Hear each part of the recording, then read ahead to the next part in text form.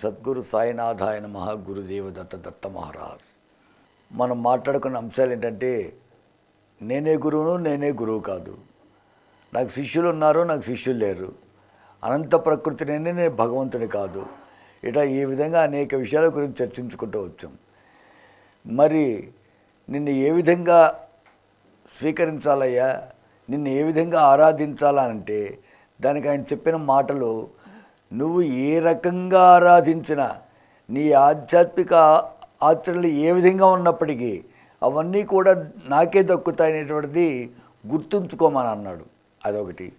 తర్వాత షిరిడీలోనే విగ్రహ రూపంలోనే ఉన్నావంటే, లేదు సమాధి నుండి నా మానుష శరీరం మాట్లాడుతుంది అన్నాడు. ఆయన సర్వవ్యాపకత్వానికి నిదర్శనాలన్నమాట. అటువంటి మహాపురుషుడి గురించి మనం చర్చించుకోవడం లేదా మనం మాట్లాడుకోవడం అంటే అదొక అదృష్టంగా భావించుకోవాలి. ఏ జన్మ సంస్కారమో ఈ జన్మలో అటువంటి సత్పురుష మహాశయుడు మనకు లభించడం గురు రూపంలో, ఆ రూపంలో ఆయనకు మనం సేవ చేసుకునే అవకాశాన్ని మనకు కల్పించడం, ఆయన లీలలు గానం చేసుకునే అవకాశాన్ని కనిపించడం, ఇవన్నీ కూడా మన అదృష్టానికి నిదర్శనం. ఇక్కడ ఒక విషయాన్ని చెప్పుకోవాలి మనం. ఒకసారి ద్రౌపదీదేవి తన కాన్పుకు పుట్టింటికి వెళ్తూ కుంతీదేవిని అడిగారంట, అత్తమ్మ పుట్టింటికి వెళ్తున్నాను కాన్పుకు, మీ ఆశీర్వచనాన్ని అనుగ్రహించండి అని చెప్పి. అప్పుడు కుంతీదేవి నవ్వుతూ ఉన్నారంట. కొద్దిసేపు అలాగే నవ్వుతూ ఉండేటప్పటికీ ఈమె అడిగారు, ఏమత్తమ్మ ఆశీర్వదించమంటే మీరు నవ్వుతూ ఉన్నారు అని చెప్పి. అమ్మ నిన్ను ఏమని ఆశీర్వదించగలను నేను, నీకున్నటువంటి నీ భర్తలు పంచపాండవులు సాక్షాత్ భగవత్ స్వరూపులు. ఒకరు యమధర్మరాజు అంశతో పుట్టారు ధర్మరాజు, భీముడు అత్యంత బలవంతుడు వాయుదేవుడు అంశతో జన్మించాడు. తరువాత అర్జునుడు సాక్షాత్తు పరమేశ్వరుడి దగ్గర పాశుపతాన్ని ఆయన స్వహస్తాలతో స్వీకరించినటువంటి అనుగ్రహింపబడినటువంటి శక్తిమంతుడు. నకుల సహదేవులు వాళ్ళు సకల విశ్వాన్ని గురించి భూత భవిష్యత్ వర్తమానాలు మాట్లాడుకునేటువంటి అశ్విని దేవతల బిడ్డలు. మరి అటువంటి సాక్షాత్ భగవత్ స్వరూపులు నీకు భర్తగా ఉండగా రాణివాసాన్ని అనుభవించవలసినటువంటి నువ్వు ఆ రాణివాస యోగ్యత లేక అడవుల్లో అలాగ నీ జీవనాన్ని వెళ్ళబోస్తూ వచ్చావు. అంతటి దేవతా స్వరూపులు సాక్షాత్, అందులో మా అన్న కృష్ణ పరమాత్మ సాక్షాత్ భగవంతుడు, ఆయన మనతోటే ఉన్నాడు. ఆయన కనుసన్నల్లోనే రక్షణలోనే ఇవన్నీ జరుగుతూ ఉన్నాయి. మరి ఇంతటి సర్వశక్తి స్వరూపులుగా ఉన్నటువంటి వీళ్ళు నీకు లౌకిక ధర్మంలో ఇవ్వవలసినటువంటి ఆ యోగ భోగాలను లేదా భోగయోగాలను అనుభవించలేకపోయావు నువ్వు. కాబట్టి ఇటువంటి బిడ్డకు జన్మనివ్వమని ఆశీర్వదించేది అని అన్నారంట. అప్పుడు ఇవన్నీ కూడా లౌకికానికి చెప్పుకోవడానికి చాలా హుందాగా ఉంటాయి. అప్పుడు ఆమె కూడా తలవంచి నమస్కరించగానే కుంతిదేవి అన్నారు, అదృష్టవంతుడైన బిడ్డకు జన్మనివ్వు, అదృష్టవంతుడైన బిడ్డకు జన్మనివ్వు అని ఆశీర్వదించిందంట. అంటే ఆ అదృష్టము కంటికి కనిపించినటువంటిది, ఈ కంటికి దృశ్యము కానిది ఏదైతే ఉందో అదృష్టం, దాన్ని మనం లక్ ఫ్యాక్టర్ అంటుంటాం. లక్ ఫ్యాక్టర్ మనకు వాస్తవానికి ఆ అదృష్టం ఏదైనా ఉన్నది అనంటే సాయినాథుడే. ఈ భగవత్ స్వరూపుడు అయినటువంటి నిరాకార నిర్గుణ పరమాత్మ స్వరూపము ఆ సాయినాథుడి దేహరూపంలో విచ్చేసి మన సమాజాన్ని మనలందరినీ ఆయన సృష్టిగా బిడ్డలుగా భావించుకొని ఒక ఉన్నతమైనటువంటి జీవన విధానాన్ని అనుగ్రహించడానికి వచ్చాడు. కాబట్టి ఆయన మనకు మార్గదర్శనం కావడం మన అదృష్టం. మనది ఏ జన్మ సంస్కారమో ఏ జన్మ పుణ్యమో ఆ విషయాలు ఆయనే చెప్తూ ఉంటాడు సచ్చరితలో. నన్ను చేరుకోవడం సులభం కాదు అని కూడా చెప్తూ ఉంటాడనమాట. మరి ఆ రకంగా స్వీకరించినప్పుడు ఆయన ఈరోజు ఈనాటి సమాజానికి మహామహిమాన్వితుడైనటువంటి తన మహిమలన్నిటి కూడా సమాజ శ్రేయస్సు కోసం, సమాజ వృద్ధి కోసం, సమాజంలో నియమబద్ధమైనటువంటి విశ్వజనీయటువంటి సార్వజనీయటువంటి భావజాలంతో కూడినటువంటి సౌభ్రాతృత్వం అనేటువంటి భావజాలంతో కూడిన సమాజాన్ని నిర్మించడానికి ఆయన అవతారం వచ్చిందనమాట. అది మన అదృష్టం అని చెప్తూ ఇక్కడ మరి ఏ రకంగా స్వీకరిద్దామనే పాయింట్ మీద కూడా మనం మాట్లాడుకున్నాం. ఆయన మన గురువా, మార్గదర్శకుడా, లేక ఆయన ఇంకేమన్నానా అని అన్నప్పుడు మన మనసు చాలామందికి కూడా వచ్చే సందేహం ఇదే.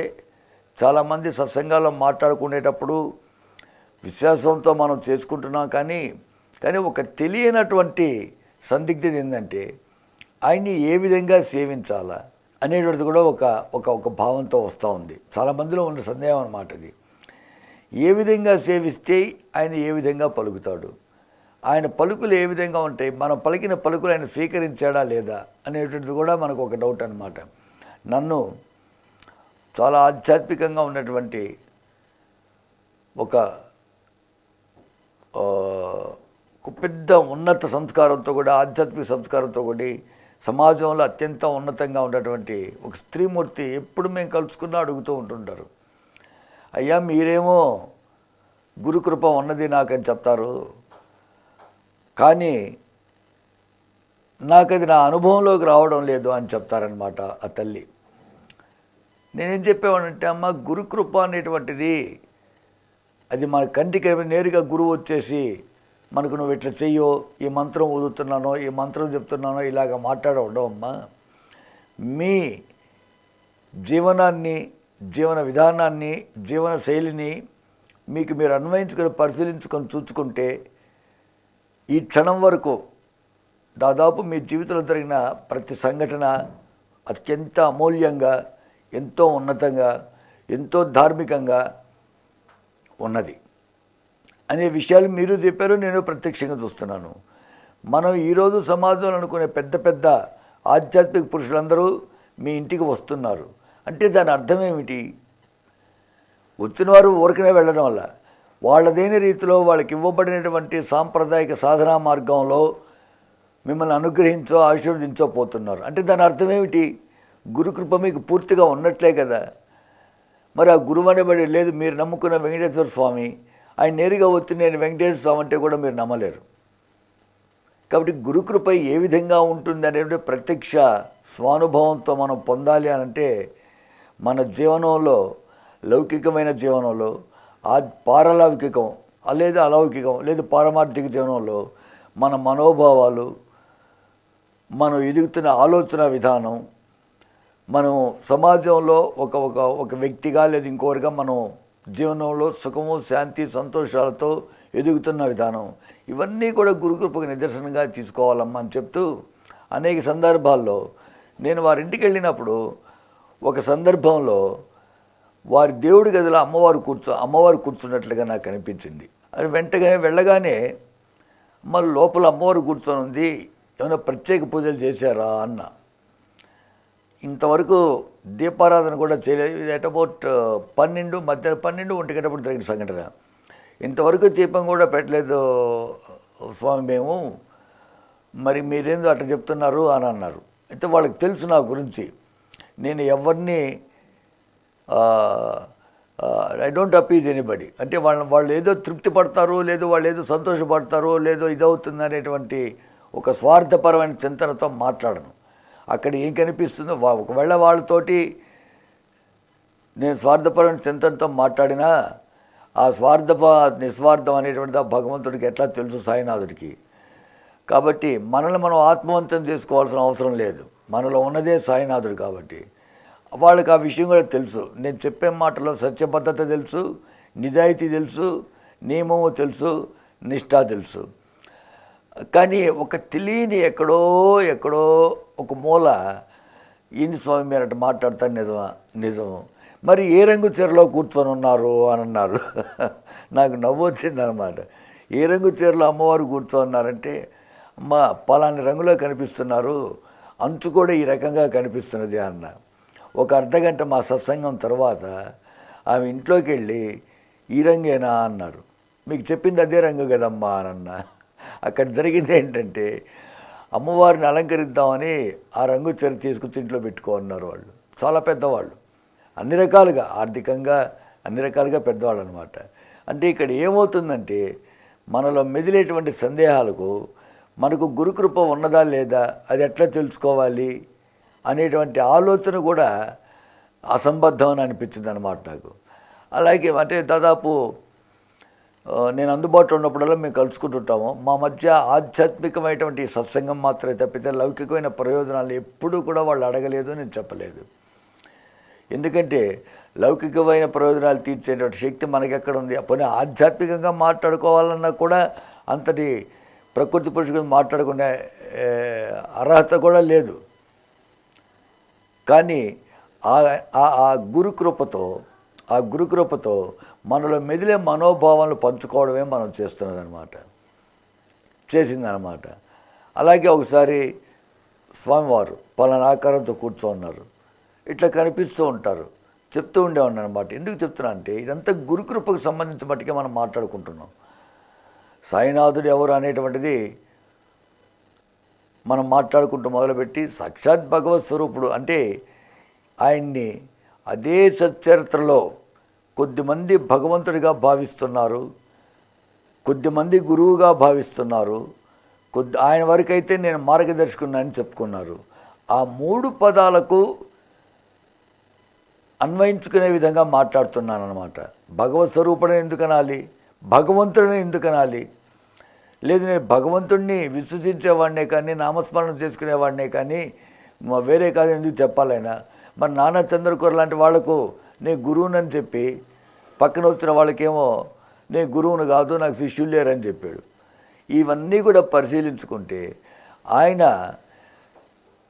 దివ్య చైతన్యంతో నింపబడినటువంటి ఈ యొక్క దేహం త్రిగుణాత్మికం. మనోవాక్కాయ కర్మలు, మహాకాళి, మహాలక్ష్మి, మహాసరస్వతి, ఇట్లా త్రిగుణాత్మికమైనటువంటి తర్వాత పంచభూతాత్మకమైనటువంటి శరీరంలో ఈ శరీరము ఆయన చేత నింపబడి ఉన్నదన్నమాట దివ్య చైతన్యంతో అనేటువంటిది కూడా మనం గుర్తిస్తే చాలు. ఆ కొంచెం మనం గుర్తించినా కూడా ఆయన పట్ల మన విశ్వాసాన్ని కృతజ్ఞత తెలుపుకునేటువంటి కూడా అనేక అవకాశాల్లో అది ఒక అవకాశం అన్నమాట. అది ఒక అవకాశం. కాబట్టి ఇక్కడ ఇంకొకటి కూడా ఉంది. ఈనాటి సమాజానికి అత్యంత అవసరమైనటువంటి మార్గదర్శనం చేయగలిగినటువంటి మహాశక్తిమంతుడు సాయినాథుడు. అందుకే అనేక మంది వ్యక్తులు అనేక విధాలుగా ఆయన స్వీకరిస్తూ ఉన్నారు. గురువు అనుకునేవాళ్ళు గురువుగా ఆయన ఎవరైతే గురువుగా భావించుకున్నారో వారికి తగిన మార్గాన్ని ఆయన నిర్దేశిస్తున్నారు. ఎవరైతే లౌకికమైన అంశంతో ఆయన్ని వేడుకుంటున్నారో వారికి తగిన అంశాన్ని, వారికి తగినటువంటి సాధనా బలాన్ని వారికి అనుగ్రహిస్తున్నారు. కాబట్టి ఇక్కడ గురువా లేదనే ఇది కూడా వద్దు. గురువు యొక్క లక్షణాలు ఎట్లుంటాయి? అజ్ఞానాన్ని తొలగిస్తాడు, జ్ఞానం నిర్దేశిస్తాడు. ఇవన్నీ కూడా పెద్దలు, పూజ్యులు అనేక మంది వారి ప్రవచనాల్లో సెలవిస్తూ ఉన్నారు. నిజం. కానీ ఆ గురుకృప నిలబడడానికి మనం చేయవలసిన సేవా కృతజ్ఞత ఏదైనా ఉందంటే విశ్వాసం. ఆ విశ్వాసంలో ఏ కొద్దిపాటి తేడా రాకుండా, భేదం రాకుండా ఆ పాదాలు ఆయన చెప్పుకునే విధంగా సత్యత్రయ పాదాలు లక్షల సంవత్సరాల నాటివి, వీటిని ఆశ్రయించండి మిమ్మల్ని నడిపిస్తాయని చెప్పుకున్నారు కదా. ఆ విధంగా ఆ పాదాల పట్ల ఏ విధమైనటువంటి తేడా లేని అకుంఠిత విశ్వాసంతో మనం కానీ ఉండగలిగితే అదే మనం ఆయనకి ఇచ్చే కృతజ్ఞత. ఆ కృతజ్ఞత అనే విశ్వాసం అనే కృతజ్ఞత లేదా ఆ కృతజ్ఞతే మనల్ని ఈ జీవన ప్రయాణం నుంచి, ఈ జీవనంలో ఎదురైనటువంటి అలౌకికమైనటువంటి ఆటంకాల నుంచి గట్టెక్కిస్తుంది అని ఆయనే చెప్పుకున్నారనమాట. అయితే మరలా మొదటిగా వస్తున్నాం, మన మాటలు వింటున్నాడా? మనం మాట్లాడుకునేటప్పుడు నాకు తోచిన ఒక అంశాన్ని పంచుకున్నా మీతోటి. ఏమిటంటే మిగతా పుస్తకం హస్తపోషణంలాగా మిగతా పుస్తకాలు ఎన్ని చదివినా వాటితో ఉండే పాత్రలతో సంభాషించినట్లే ఉంటుంది, కానీ ఆ పాత్రలు వినినట్లుగా మటుకు ఉండదు. ఒక్క సాయి సచ్చరిత్ర మటుకే మన మాటలు బాబా వింటున్నాడు అనేటువంటి దానికి నిదర్శనం సాయి సచ్చరిత్ర.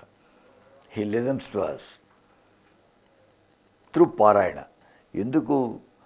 సాయి సచ్చరిత్ర పారాయణ దరిమిల లౌకిక అలౌకికమైన ప్రయోజనాలు నెరవేర్చుకున్నటువంటి కోటాను కోట్ల మంది చెప్పేటువంటి అంశం ఇది. మామూలుగా మన నిత్య సమాజంలో, నిత్య జీవనంలో, మనం తిరిగే మనకు తెలిసిన సమాజంలో అనేక మంది చెప్తూ ఉంటారు, ఈ రకమైన ఆలోచన మెదిలింది, సచ్చరిత్ర పారాయణ చేశాను, మనసుకు ప్రశాంతత వచ్చింది, లేదు ఈ కష్టం నుంచి గట్టెక్కాను, లేదు ఈ సుఖాన్ని పొందాను, లేదు ఈ విధమైన అనుభూతికి లోనైనాను. ఈ అనుభూతికి లోనైన అంశానికి కూడా మనం మాట్లాడుకుని ఉన్నాం. ఏమిటి? ఒక అంశం, ఒక భావన దృష్టిలో పెట్టుకొని మనసులో పెట్టుకుని ఒక పారాయణ పేజీ చెప్పగానే ఆ అంశానికి సంబంధించినటువంటి సమాధానం ఆ పేజీలో దొరుకుతుంది సచ్చరిత్రలో.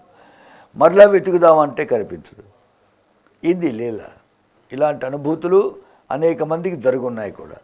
కాబట్టి సచ్చరిత్ర సాయినాథుడు ద్వారా మన ప్రయోజనాలు పొందాలి అనేటువంటి అంశాల మీద ఆయన చెప్పిన మాట ఏంటంటే, నా లీలలను గానం చేయడమే నాకు మీరు చూపించే కృతజ్ఞత, లేదు మీ కష్టాలు కట్టెక్కడము, లేదు మీకు పారమార్థికమైన భావజాలం రావడం అని అంటాడు. అయితే ఇక్కడ తమాషా కూడా ఉంది. ఏమిటంటే, మనం గురువు అనుకుంటాం కదా, సాయినాథుడు మా గురు సద్గురు సాయినాథ మహారాజుకి జయ అని చెప్పుకుంటుంటాం. ఆ గురువు అనే భావానికి వచ్చినప్పుడు ఆయన ఇచ్చేటువంటి అనుభూతులు, ఆయన ఇచ్చేటువంటి సందేశాలు చాలా చాలా ఏ వ్యక్తికి, ఏ దేహానికి ఆ దేహానికి తగ్గట్టుగా ఉంటుంటాయి అన్నమాట. ఆ గురువు అనే పదమే చాలా ఉత్కృష్టమైందని చెప్పి కూడా మనం చెప్పుకుంటూ ఆయన ఇచ్చినటువంటి సందేశాలను ఎవరికి వాళ్ళు అన్వయించుకోవాల్సి ఉంటుందే తప్పితే ఇంకొకరితో పంచుకునే దానికి లేదు. అది కూడా ఒక లీల. ఇంకొకరికి పంచుకున్న అది అతిశయోక్తిగా ఉండేటువంటి అంశం. మన జీవితంలో సంఘటనలు ఎవరితోనైనా పంచుకుంటుంటే వాళ్ళు అవునా అంటే మనతోటి ఏమీ కాదనలేకపోవచ్చు, కానీ వాళ్ళ మనసులో వాళ్ళకి అవునా ఈ విధంగా జరిగిందా అనేటువంటి భావన వచ్చేదానికి కూడా అవకాశం ఉంటుంటుంది. కాబట్టి ఏ విధంగా వర్ణించాలంటే ఏ విధంగానూ ఆయన మనం వర్ణించలేము. భాషకు భావానికి కూడా అందనటువంటి ప్రకృతి పురుషుడు అంట ఆయన. భావానికి కూడా అందనటువంటి ప్రకృతి పురుషుడు. మరి ఏ విధంగా ఆయనకు మనం మన నివేదనలు, మన నివేదన ఇవన్నీ జరగాల అనేటువంటి అంశాన్ని పరిశీలించుకున్నప్పుడు, మరలా ఎవరికి వాళ్ళ అనుభవంలోకి తీసుకునే భావంలోకి వచ్చినప్పుడు నాకు ఎదురైన అనుభవం, విశ్వాసం ఒక్కటే మనల్ని నడిపిస్తుంది, ఆయనకి దగ్గర చేస్తుంది అని తెలియపరుచుకుంటూ ఇంకొన్ని విషయాలు కొంచెం లోతుగా రేపు చర్చించుకుందామని మనవి చేస్తూ, సర్వే జనా సుఖినో భవంతు, లోకా సమస్తా సన్మంగళాని భవంతు, సర్వం శ్రీ సద్గురు సాయినాథార్పణమస్తు. గురుదేవ దత్త.